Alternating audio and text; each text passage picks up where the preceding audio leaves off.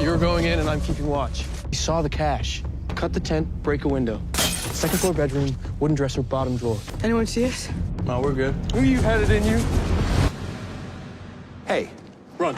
Don't Tell a Soul, a drama thriller written and directed by Mcculley. There's not really any big projects out there involving this director, and I think this is his first feature-length debut that he's written and directed. But Don't Tell a Soul stars Jack Dylan Grazer and Finn Whitehead as two teenage brothers, Matt and Joey, who steal money to help their sick mother, but in the process they end up getting chased by a security guard played by Rainn Wilson, who falls and gets trapped in a well, and now must attempt to persuade one of the brothers to help him escape. So I'm not quite sure where to start with this movie. Initially, I wanted to check it out because it looked like it had potential, which isn't completely false. But the movie tries to do a lot later in the film after doing so little throughout the first act. And honestly, it probably tries to do a little too much.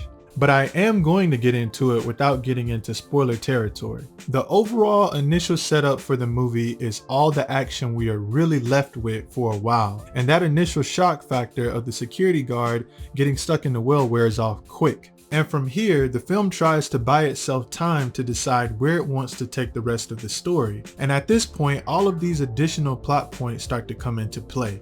That on one hand kind of added some excitement for me and revived a dying movie, but on the other hand creates a very convoluted storyline that attempts to conjure up a purpose to justify all of these new abrupt story decisions. Although I must admit, once the story starts to shift, I was kinda back on board. It almost feels like a movie pulling a No Man's Sky and redeeming itself after what looks like an impossible comeback, and that's a gaming reference if you guys are familiar with No Man's Sky. But ultimately, when it came down to it, it just couldn't deliver. It just does that thing where movies try to set up so many plot points to the point where it becomes tangled and tries to wrap up the story abruptly, but leaves the viewers unsatisfied with the outcome. And the acting was half and half for me. Rainn Wilson was pretty good and Jack Dylan was annoying and whiny as always. I mean, he always gets these roles where he's the kid who just complains and fucking whines constantly. Because everything I do is like some desperate attempt to get people to notice me. Aren't you guys coming in? It's gray water. What the hell is gray water? It's basically piss and shit, so I'm just telling you.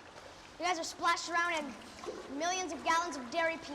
I will say though that at least in it, he was actually pretty funny as Eddie. So I'm giving Don't Tell a Soul a 6.5 out of 10. I got to a point within this movie where I was really beginning to root for it, but it just didn't deliver for me. You know, I think Don't Tell a Soul kind of reminded me of trying a new restaurant for the first time that has great menu photos, but just has the shittiest food. What in the fuck is going on?